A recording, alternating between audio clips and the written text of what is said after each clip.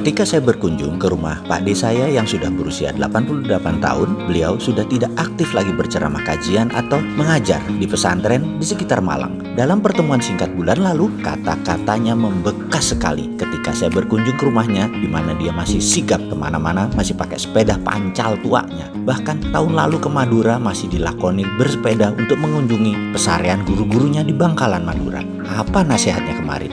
Kamu kan berani, ada baiknya kamu ubah Departemen Sosial di Kementerian Sosial dan usahakan dana yang ada di Kementerian Sosial tidak pakai dana APBN. Yang saya berkata, gak salah Pak D, gak pakai APBN, lalu dari mana uang untuk mensejahterakan masyarakat? Dia jawab cepat, dari zakat. Departemen Sosial mengambil zakat dan mengelola zakat. Mendengar pernyataan beliau, saya tidak serta-merta menjawab. Saya merenung. Perenungan itu sudah berjalan sebulan ini. Mengapa saya tidak menjawab? Bagaimana bisa menjawab? Karena Pak D saya sudah punya kebiasaan. Kalau dia memberi nasihat tanpa menunggu apa jawabannya, dia langsung meninggalkan saya sendirian di rumahnya. Dia ke belakang. Entah sholat hajat, entah apapun kebiasaannya yang membuatnya selalu hening. Pak D saya ini kuat diam, kuat hening, kuat baca, kuat kerja keras. Di usia 88 tahun masih masak, masih ke pasar, namun hanya mengajar dan ceramah yang tidak dilakukannya lagi. Dan kegiatan yang paling banyak hening. Menerima tamu hanya pagi, ba'da zuhur sampai setelah subuh hening. Zakat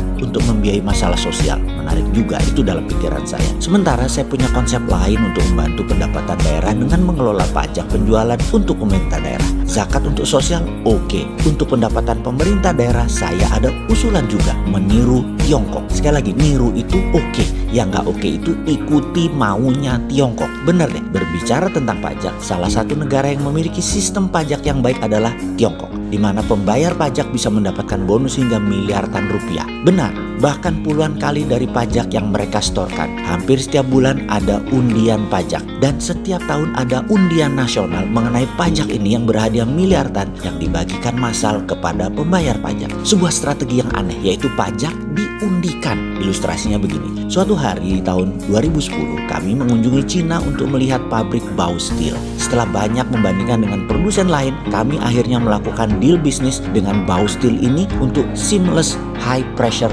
pipe. Di sana saya beberapa kali naik taksi di daerah Pudong, Shanghai, Cina, dan ada hal yang menarik ketika membayar ongkos taksi tersebut, yaitu keluar dua struk pembayaran. Satu untuk kita penumpang, satunya untuk pengemudi taksi tersebut. Hal umum pastinya, dua lapis tanda terima pembayaran. Saat itu saya langsung meremas struk tersebut dan saya buang ke sampah dekat pemberhentian taksi. Dan secara mengejutkan, supir taksi tersebut menghentikan jalannya kendaraan dan menegur saya dengan sopan sambil berkata, "You're not supposed to do that, sir." Nah ini, saya cukup terkejut dengan dua hal. Satu, bahasa Inggrisnya bagus. Dua, dia mengatakan sesuatu yang baru, tidak membuang struk. Saya pun serta-merta berbalik bertanya kepadanya, "What's wrong with that?" "Well sir, you can be a millionaire instantly if you not throw away those slip." Sebentar, millionaire instantly? How is so? Saya bertanya terheran-heran, dan entah mengapa saya tertarik untuk lebih jauh berbicara tentang hal ini kepada sang supir taksi.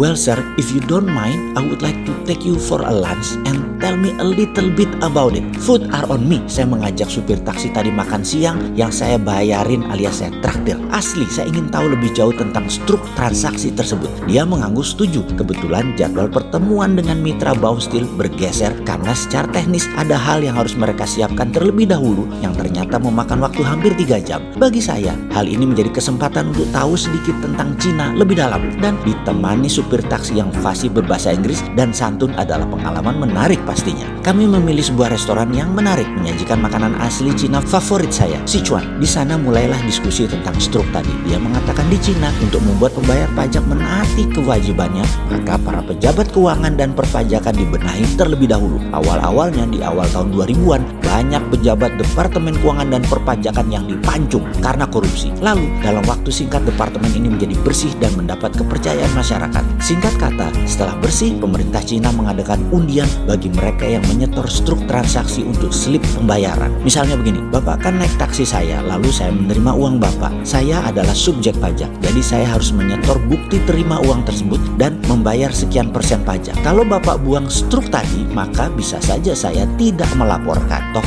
pemerintah tidak tahu. Tapi apa yang terjadi kalau Bapak memasukkan slip pembayaran tadi ke counter pajak, tapi saya tidak memasukkan laporan, maka terbukti saya tidak taat pajak. Disinilah saya bisa dihukum. Lalu hubungannya dengan milioner apa? Saya masih penasaran. Oh, begini katanya. Setiap bulan ada kayak undian yang dikocok dari tanda terima tadi yang dimasukkan oleh baik penjual atau pembeli. Jika nama Anda keluar, pastinya Anda akan mendapatkan hadiah. Ada yang kecil senilai transaksi, ada dapat rumah bahkan. Bahkan ada ribuan dolar Amerika nilainya. Dan itu yang saya katakan Anda bisa jadi milioner. Setiap Anda dapat struk, tulis nama lengkap Anda di belakang struk dan nomor telepon. Itu nanti nomor kontak Anda. Coba nanti Anda bayar makanan kita ini dan Anda tidak ambil struknya. Pasti pelayan pada berebutan dan bertanya kepada Anda, apakah struk ini diperlukan atau tidak. Kalau Anda mengatakan tidak, maka dia pasti ambil dan dia masukkan ke loket pajak atas nama dan nomor kontak dia, sehingga kemungkinan dia yang bisa mendapatkan hadiah pajak. Di sini kepala saya membayangkan hal yang terjadi di Indonesia. Misalnya lagi makan di restoran, lalu bilnya mengatakan Rp150.000, ditambah 10% pajak jadi Rp165.000. Tahu dari mana mereka pengusaha tersebut menyetor pajak? Kita sulit membuktikan. Namun kalau pakai cara di Cina pasti ketahuan, karena jika mereka tidak melaporkan, sang pelanggan yang melaporkan